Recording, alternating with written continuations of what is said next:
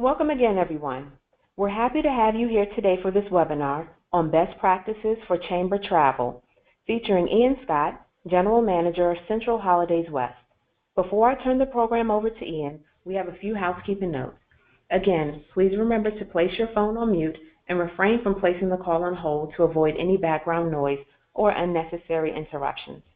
Second, we have reserved time for questions at the end of the webinar.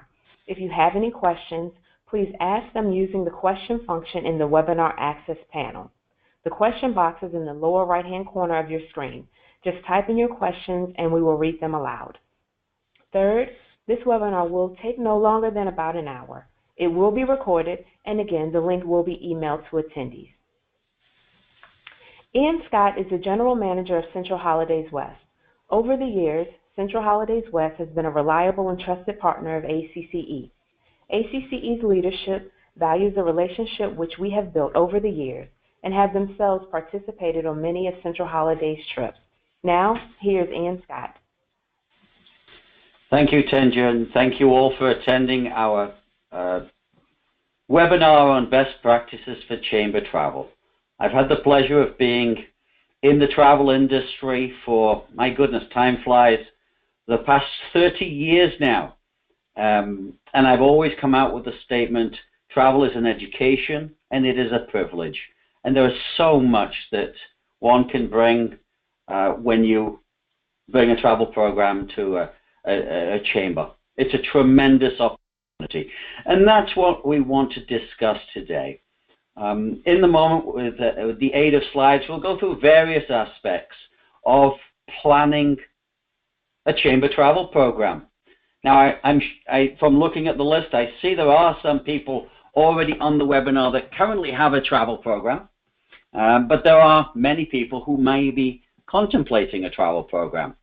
I'm hopeful that this presentation will be helpful to both. Here's a lovely shot of one of our ACCE fam trips that was in Italy, I believe 3 years ago now. I will talk a little bit about fam trips as we go through, and please, when you see those emails, snap them up quickly. Get your name on that reservation list, as they do go kind of quick. But before we discuss travel, I'd like to discuss a little bit of who Central Holidays is. Central Holidays has been in business since 1972, and we are classed as a travel wholesaler. We're members of Sakara International Travel Group with thousands of employees worldwide. We have holdings from riverboats, hotels, bus companies, and other travel-related entities. And we have offices all over the world, as well as in New Jersey and California. In the country, we are in Paris, Rome, London, Delhi, and Cairo. And as you know, we're the official travel partner of the Association of Chamber of Commerce Executives. Now, as a full-service travel wholesaler, we can bring forth tremendous quality and value for money. Value is important in the chamber marketplace. Cheap is not, but value-priced programs are exceptionally important. Now, our mission is to bring forth the treasures of the world. There are so many treasures, and we design programs a little bit off the beaten track to bring unusual experiences, once-in-a-lifetime events, people-to-people meetings and interactions. And all this, as above, we class ourselves as the leader in value-priced, first-class travel programs in the United States. Now, as I mentioned earlier, travel is an education, and it is a privilege. I wish to, again, for some of those people who are contemplating starting a travel program, bring forth the benefits of a chamber sponsoring a travel program.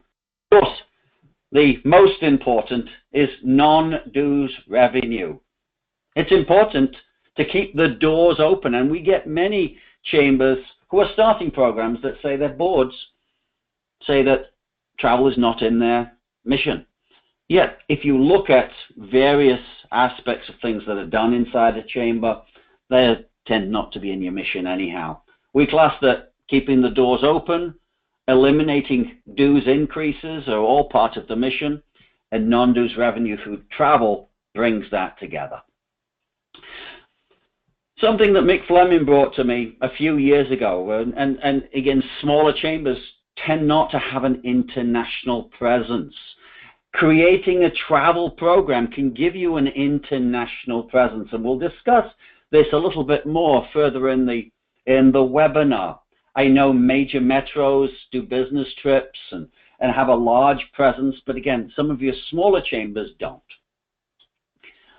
As a community side, a chamber travel program can bring to you a leadership role in the local community with your members and with people of the general public, bringing together an education of the outside the United States or outside your state, business practices, social practices, values, way of life, and it's a tremendous opportunity that you can take to bring that education forward. Lastly, rewarding your staff with free travel. Again, something that we're going to discuss and break out a little bit more, and travel's always fun. You'll find that once you start a travel program, or if you have already a travel program, you'll have people coming back time in, time out, and they'll remember people that they met in Italy or in South Africa, and it's all part of building the affinity of your program. Now, through this webinar, to assist in some structure, I've brought out what we're going to discuss. At the end of this presentation, and as we're going through it, you can actually write in the chat line any questions that you may have, and Tanya will read those out at the end. But this is what we're going to discuss, and the criteria of selecting a travel partner, selecting a destination. This is a big world we live in. Where do we go? How to select a date? How many trips should I plan in a calendar year? Who are my prospects? Who are the travelers that we're going to attract on this particular program? Horizons of time. When do we start planning? When do we need to have our program out there in the marketing world? We're going to discuss about marketing. We're going to talk about member benefits and traveler benefits, and we're going to talk about complementary spaces. I do know of chamber executives that have it written into their contract that they must do a travel program each year, and they must go on it each year. So there are some chamber execs that take this very, very seriously. Now, importantly, how do we select a travel partner, a company? Of course, I'm trying not to be biased here, so I'm going to give you criteria which over my 30 years of experience, I found this is important for selecting a partner. And this is what we use. We use the terminology partner. We're not here to sell a destination, a one-time deal. This is something we're building a relationship based on mutual trust and respect for years to come. By creating a partnership, this is what we do. So, you need to be able to partner with an entity, and there are a few of them out there, as a wholesaler, somebody who's going to make the program themselves. They are the source. They know the guides, the restaurants, the bus companies, the hotels. They are the entity that's planning it. By doing that, they control the quality and bring tremendous value. There's no middleman.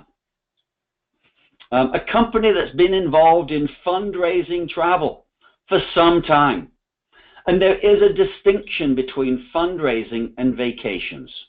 A vacation, historically, is with your family. A vacation, you usually know you have 10, 15 people going on a trip. You have a given number already reserved or decided to go. When you do fundraising travel, you never know how many people are going to be on that program. A company that offers a turnkey operation. So not only do they have destination management, not only do they bring a business development, an education, marketing, not only do they have their own product department, but they also have their own accounting. And we're going to emphasize the accounting because there's some important parts of that accounting that, especially if you haven't done a program before, you need to be aware of. A company that offers unique destinations, not offered in the community. The programs that we offer to chambers are only available inside the chamber marketplace. You won't get them at banks, you won't get them at church groups. John and his Merry Travelers will not get them. These are chamber fundraising programs, and they've been designed in such a way. A company that has the power to have shared departures. Shared departures are that there are entities out there and chambers out there that may not be maybe the first time that they've offered a travel program, and they don't know if they're going to produce 2 or 200 people. So a company placed them together to make sure that the trip will go with other chambers that might already have a stronger program. So maybe 2, 3 chambers will go together on a travel program and create the numbers to operate the trip. Importantly, a company that does not advertise its price on their website. Now, I might be the only one that doesn't do this, but our commitment to you, our partners, is that we do not want a prospective traveler or a traveler to go on our website and see a price or see a destination that you are not offering. If you are offering Spain, the Costa del Sol, we want to give you every effort to sell that program at the price that you wish to, with your fundraising amount in there. Some chambers add a little bit more than other chambers. So we don't advertise price anywhere except on your personalized brochure. Important, a company that protects your affinity and does not directly contact your travelers. Once you sign up on a program, some companies out there transacting in the chamber marketplace will contact your travelers, offer additional programs, not with you, will offer evaluation sheets, which the last statement is, would you like to receive offers from us? These people are your gold. These are your affinity. We're a group travel organization that will not take your travelers away and offer them any other program except the program that you're working with us on. Now, payments from passengers to the company. This is a very, very important. And I'm going to bring it out very quickly because this is something that I believe everybody can avoid.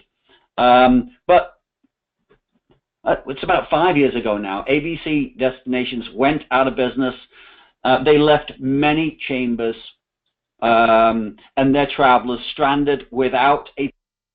The money had gone because they had instructed virtually everybody to pay by check, and in fact given discounts to pay by check. To avoid this from happening again, and in actual fact, we came in and took all the payments by check, and we paid for them, those travelers, to go on those trips. The people who paid by credit card, which was very few of them, we instructed people on how to get their money back through credit card payments. So to avoid this from ever happening again, you should always recommend your travelers pay deposit, and final payment by credit card. Try and avoid a company offering a discount for payment by check. You will get people that all they want to do is pay by check. Well, there's nothing much you can do about that. But you do get a lot of companies that won't even advertise paying your traveler paying for a trip by a credit card. If you avoid this, you will be covered by the credit card company. If anything happens to a company, they go out of business, which is very rare in the United States. In Europe, it's different. But in the United States, it's very rare. But the last thing you want is liability on the chamber, on yourself. Always encourage your travelers to pay by personal check, and this is never going to happen. Now, there are no guarantees when you do plan a trip with your chamber. However, there are some destinations that are better suited to success than others. The criteria I bring to you is select a destination that's not readily available in the local area, not a Sunday newspaper program. So something like an Alaska cruise, you should never do. Caribbean cruise. Those are too mass market. Don't get into mass market programs. Don't get into something that's being offered in the area by numerous groups. Always select a destination which is approximately 7 days in length from start to finish. You can actually offer extensions, optional extensions, but if you do go over that 9-day period, you historically will reduce your participation by about 40%. I don't know if we've got any Canadian chambers on the call, but Canadians can go 2-3 weeks and not have it affect the numbers. But south of the border, it's a little different. Always offer a value-priced trip. I made the distinction earlier, not cheap, but a value-priced program with quality components and centrally located hotels. These 3 sections are important when you're planning your trip. Now, a generic plan of success, and most chamber programs are built this way, just to recap, a 9-day, 7-night trip. The least amounts of packing and unpacking is important in a chamber travel program. Hometown air, which connects to the international air, is also great if that can be done. First, centrally located hotels. Included meals. Now, we don't recommend including all because people love to go out and experience the local area. So it's good to include quite a few meals, but not all. The same in regards to included tours. Don't include all tours. Why? People are coming out there for a great trip. They're looking for somebody to organize the program for them, and we'll have included tours. But also, if you can have a few free days where there's optional programs in the program itself, so people can enhance their stay by buying optional trips, that is preferable because it throws a larger net. You will gain the traveler that is a group traveler, and they've been a group traveler for quite some time because they like to be on the go and on included tours every minute of the day. But you'll also attract an independent traveler that might want just the included tours, the hotels, the airline, the tour director to look after them, but wants to have some free time and might take one of those optional tours. So you'll increase your net by doing this style of planning. The assistance on the trip is definitely a necessity. Local guides, local tour directors, and again, that company that has an experience in this marketplace. Importantly, again, that program that can't be found in the local area or in outside the chamber marketplace. and again, competitively priced programs. If you've never done a program before, and I call these international awareness programs, I strongly recommend you probably start with a name that somebody has heard, that you've heard of in the past, whether it's Spain, whether it's Italy, whether it's Budapest, Prague, Vienna, Austria, Germany. Start with a name like that, and because it will assist in building the affinity of the program. As your program's been going for a while, you can expand into the exotics, whether it's a Peru, a South America, an Argentina, a Brazil, an Australia, maybe in Egypt, which I know Chris Mead was with us some time ago and had a ball on that trip. But you can extend into the exotics once you've built the affinity of your program. Now, how do we select a date? Well, each destination has a value period to go. So based on a destination, you can have a conversation of when is the value period of that. An important one that most people don't understand is, when is it cold at home? When do I want to get out? When do people want to leave and maybe go and get some different weather? It's a good time to go then. When do I need the profit? When does the chamber need the profit for this? If it's first quarter, second quarter, third quarter, fourth quarter, we can build programs based on when you need and offer dates and destinations based on when your profit is required. When do we launch the program? Again, this sometimes can dictate when the trip departs. We strongly recommend that if you've never done a program before, you have at least a month's notice from the first call to getting the message out. So I apologize, from discussing the trip to getting the message out. So hypothetically, if we're talking right now of a trip, I would recommend somewhere in the fall of next year, or maybe the third quarter to the fourth quarter of next year. Once you have the affinity built, that lead time reduces. But again, the first time you've operated it, 9 months is what we recommend a minimum.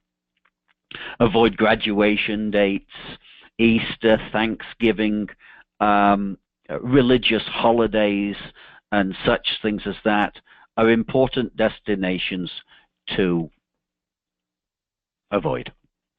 Now, how many trips should we plan a year? It's a great question. And it comes down to building affinity. And if you haven't operated a program before, this is something that's important, because there are entities out there that will tell you to make sure you plan as many trips as possible. I have a contrary view to that. And this is why. Chamber travel is all about building the affinity of your trip program. Getting people together who would love to travel with the chamber. The chamber has a terrific name in the area. No matter which chamber, you all do. And there are so many people that would love to travel with you or like to transact with you and don't have the ability. So travel is a great vehicle for people to be able to transact and meet you. So people go on a trip and they meet somebody from the same town, maybe just an outer lying area. They don't know them. They become friends. And they share the adventure together. They return home, they reconnect, they have dinner, social events together, they go out for drinks, and due to this experience, they come back the next year and the year after, but they bring their family members, they bring other chamber members with them. This is the way your program works and continues to work and gain speed, or to gain that snowball gets larger and larger year by year as it goes down the hill by doing this. The more trips that you offer in a year, the harder and the less affinity you will create. If you've never done a trip before, I recommend only one a year. For somebody who has an active program that can produce 50 people plus a year, or somewhere in that vicinity, you might wish to go to 2 trips a year. But the more trips you offer, the less affinity that is gained, because John and Alice, who met Clive and Sybil in Spain the year before, they find out that the Chambers now has decided to offer 4 or 5 trips. They don't get to meet the same amount of people and to build that camaraderie as just 1 trip or 2 trips. If you do come across an entity that says, oh, well, I would do a trip a year, a trip a month, then there's an ulterior motive. It is not in your interest to do this. You will lose your complementaries on the trips, because you're never going to make a complementary ratio, which we'll discuss in a moment, and you will eventually lose the affinity of the program, and you find it very difficult to gain anybody to travel with you. Now, who are my prospects? Board members are great if you do want to travel with your board members, but they have money, they usually have the time, and they have the inclination. Chamber members, of course. Member employees. It is important that if you have a large chamber member, a company, that they do make sure that each one of their employees knows of the event.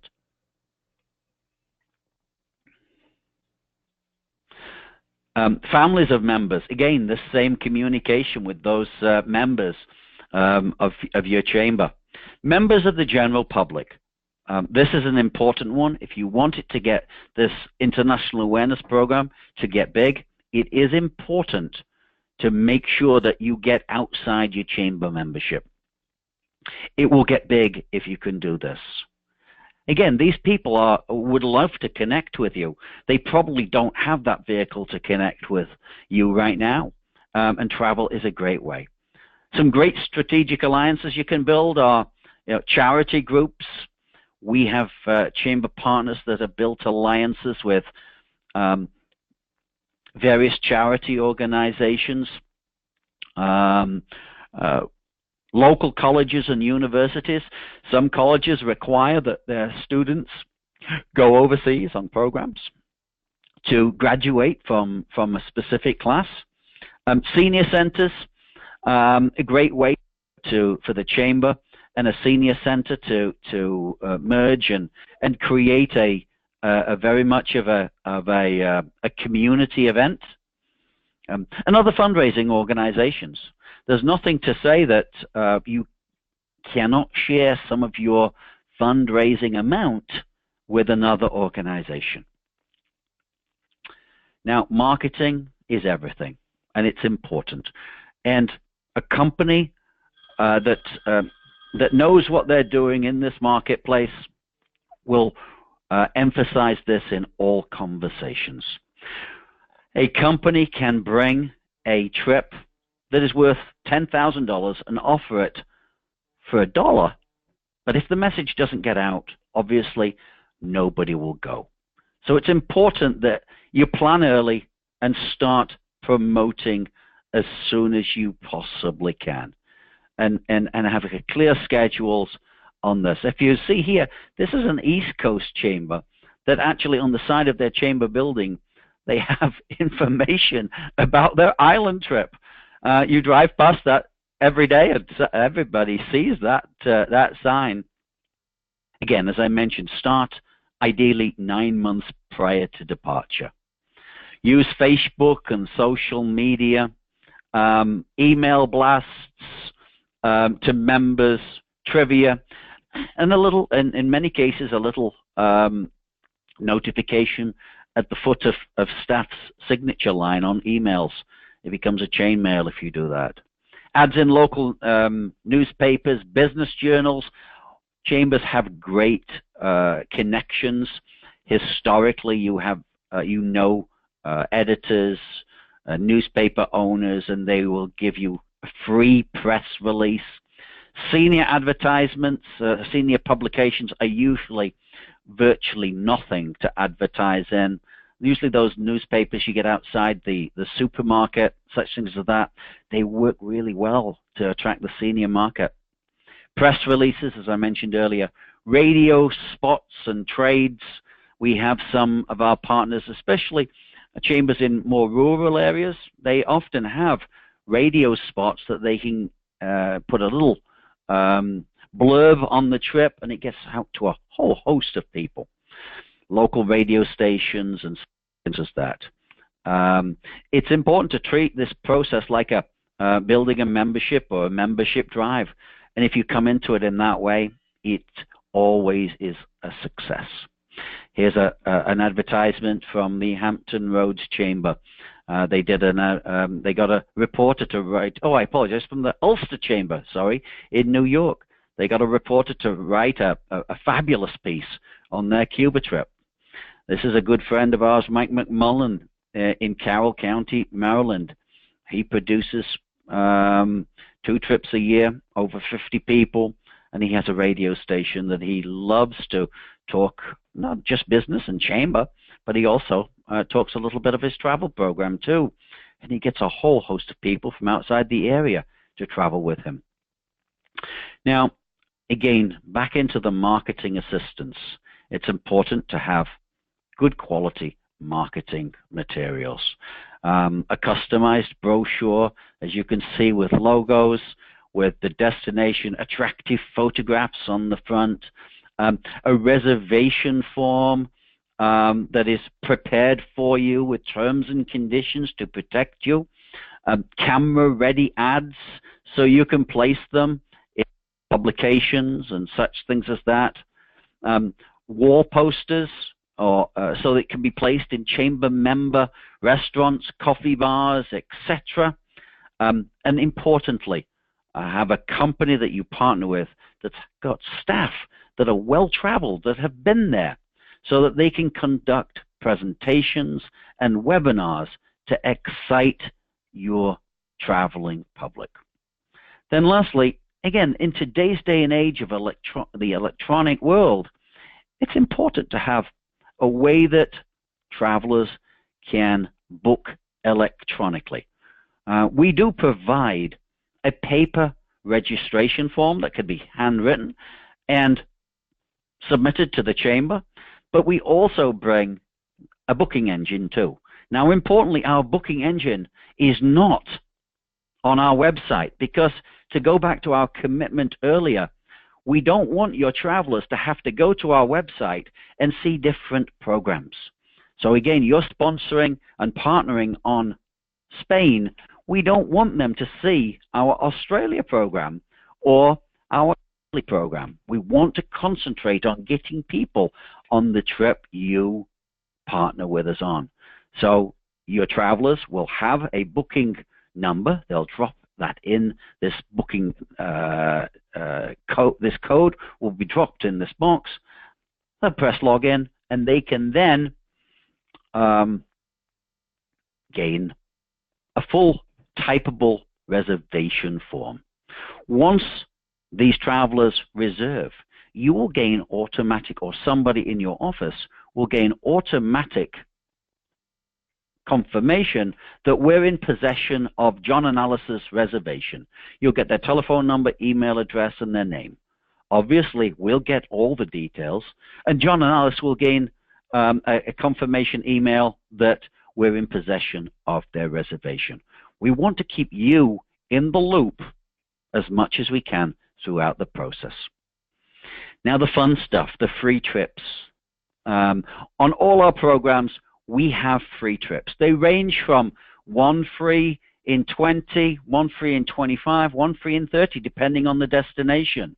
We strongly recommend you use them. Now, please keep in mind, major wholesaler in the travel marketplace. You're going to get entities that come to you and say, I'll give you a 1 free in 7, I'll give you a 1 free in 15. There is nobody in the travel marketplace that can negotiate a 1 free in 7. There are no free lunches in life. somebody's paying for that trip. The price of that trip has been extorted in some way. The quality may have been reduced. 1 free and 20, 1 free and 25, I think you'll find is very, very acceptable. And most chambers would say, anyhow, if I'm only producing 7 people, why am I entering this forum at all? Once your frees are gained, hypothetically, once your 20 passengers or your 10 couples are produced, it's important to use it. It's important to make sure that you have somebody from the office go on the trip. By doing this, you will continue to build the affinity. Your chamber staff members, not there to operate the trip, will have tour directors and guides to take care of that, but they're there to build the affinity and to be there with your travelers. If you do put somebody on a trip, your trip will always increase and it will get stronger, stronger. A global awareness program. This is a perfect example of it. David Jameson from Greater Aiken in South Carolina was on our program to Austria and just happened to be wandering down the streets in Innsbruck, Austria, and saw the chamber building, and he was looking through the window, and lo and behold, the chamber president stuck his head out and said, "Can I help you?" And this is what happened from it. They were having a cocktail party that night. He got invited to the cocktail party. He met the governor of the region. He met the bishop of the entire region. He met the chamber president and many of his members, and has built a strong alliance with Innsbruck since then. That would not have happened without a travel international awareness program. Now, over the years, we have operated what we call FAM trips, familiarization trips. We've got one happening very soon, but you can see a list of them all for the last 6 years below. The last one was Peru. We were in Egypt and then Sicily, and we've been to the Amalfi Coast. We've been to Spain, and we've been to, again, Italy again. But please, come along with us. We've got one heading out in December. Travel with your fellow chamber execs. Learn best practices from chamber execs, not on travel as such, but on chamber itself as you travel with us to Portugal. We'll be meeting with chamber execs in Portugal too. Learn about international chamber business, as well as there's always a lot of fun and camaraderie built into these programs. Send me an email if you'd like to get some news on this. We'd love to have you. We've still got a few spots left to go to Portugal. We always have a highly discounted price for a chamber exec, and in this case it's $200 more for a spouse or guest. These programs are sponsored by the local governments, so in this case the Portuguese government, and you get a lot of bang for your buck on these programs, but a lot of fun, education, and camaraderie. That really brings up our programs. If you'd like to gain some more information about us, here's my office cell phone, as well as our info line. We'd be happy to assist with a travel. Questions, please. Does anybody have any questions?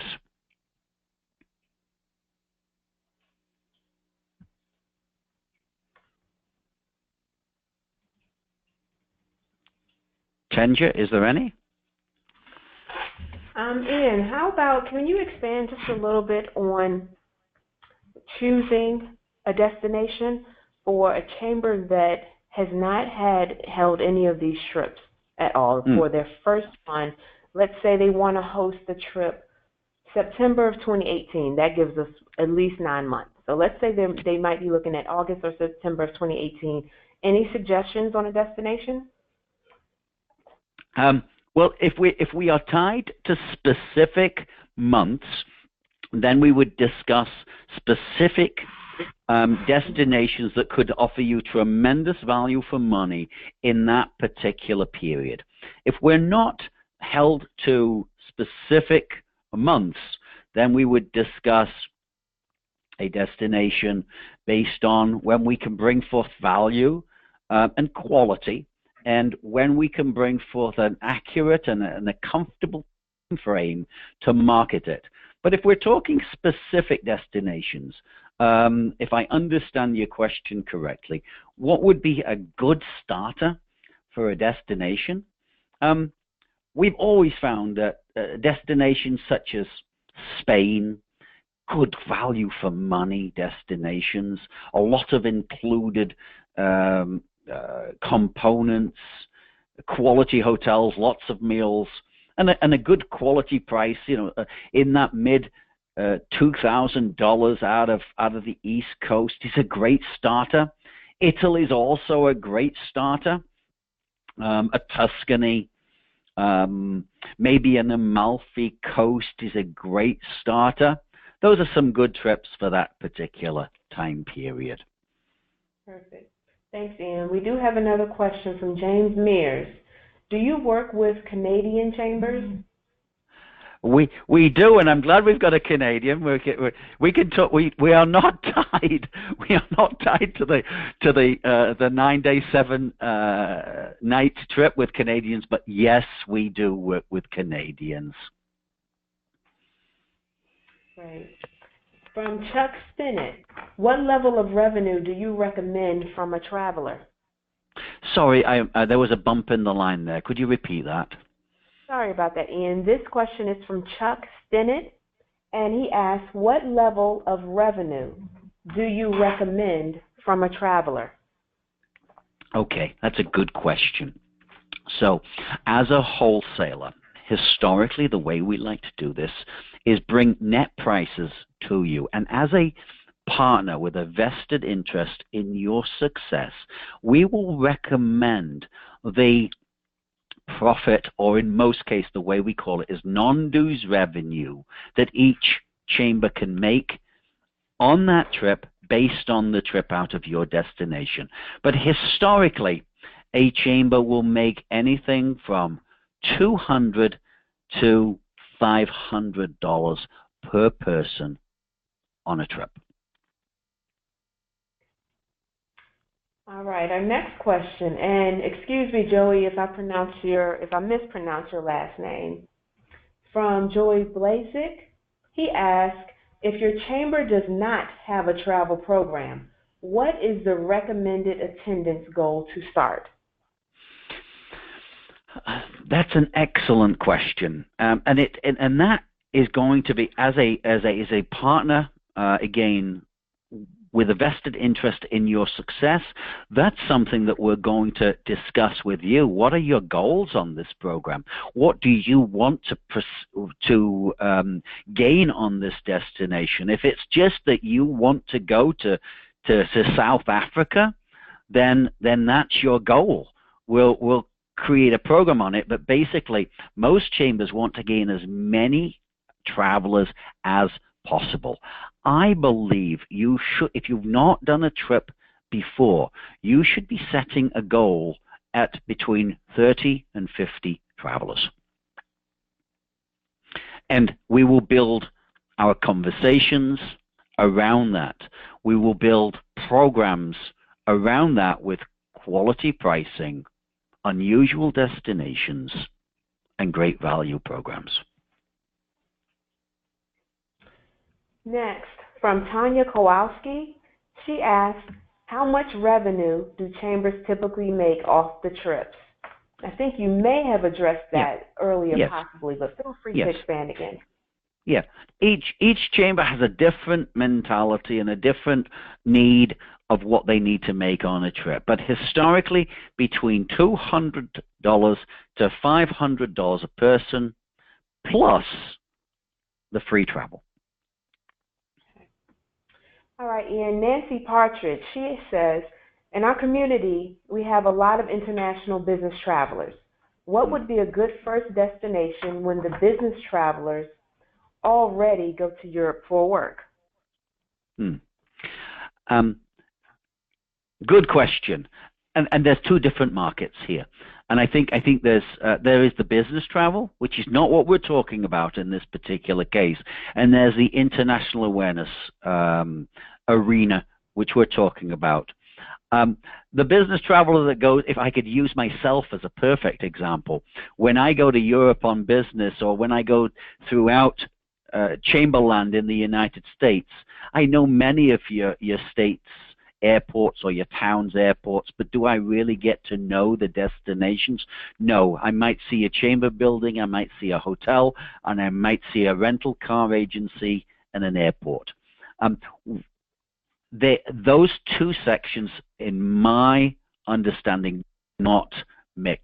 A business traveler who goes overseas will probably come back with family, friends, spouses, and experience a destination to the fullest. We're not looking at to do trips to, hypothetically, they do trips to Stuttgart, or we do destinations which are off the beaten track, which is something that I believe they will not be going. Somewhere where you can be assured that a lot of people, yes, there'll be some notoriety, yes, there'll be some famous places along the itinerary, but we stay in and around areas and concentrate in and around areas where people haven't traveled a lot to. And by building a program like that, I don't think that business traveler who goes to Stuttgart or goes to London or goes to Paris all the time for business, they'll come with you because they're going to be gaining something different, an education, an understanding of the way of life. They'll see the sights and sounds, but they'll also meet the people, and something different than they'll be doing if they're on a business trip. All right, well, thank you so much, everyone. Ian, you have answered all of the questions that we've had so far, and thoroughly as well, so we do appreciate that. If you have anything else to add that our listeners would like to hear that would be useful, feel free to do so. This is Chris. Not real. Oh, sorry. Go on, Chris. Oh, no, I'm sorry, Ian. I was just going to say this is Chris Mead from ACCE. I'm going to be the willing victim on that Portugal trip. I'm our person who's going to Portugal, and if any of you can join us, please do. It's going to be something. It's going to be really something. And I was on the trip to Egypt. It was an experience of a lifetime. But back to you, Ian. Thank you, Chris. Thank you, everybody. We'll look forward to hearing from you, and if we can assist you in any shape or form, even in the formulation of thoughts, please do give us a call. We look forward to assisting in any shape or form. And I'll be on the trip to Portugal too. We certainly hope you'll come along. It's always a great time. I'm sure Chris would verify that. But a lot of good chamber component too. Thank you very much. Thank you so much, Ian, for this wonderful webinar, an informative webinar. Again, thank you everyone for taking the time to join us on this webinar today. Again, as soon as I upload the recording, I will send that link out to all of the attendees for you to review and pass along to your colleagues as well. Thanks again, take care, and have a wonderful day.